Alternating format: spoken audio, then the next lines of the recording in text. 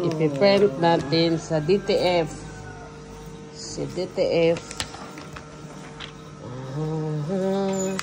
Kasi maraming orders nito.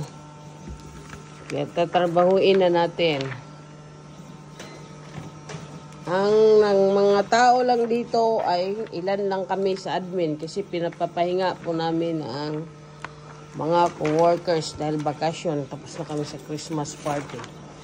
At kailangan po namin na ubusin po namin sahurin bago po matapos ang taon na to.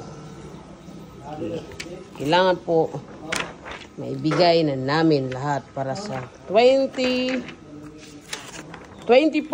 panibagong mga mali nga nagawa sa kumpanya, mga mistake, ay kailangan mabago ito lahat. Yan. Learn from mistake nga ba? Google lang, huwag sumuko. Kung anong mali natin sa 2023, ayusin na natin sa 2024. Kaya, learn from mistake.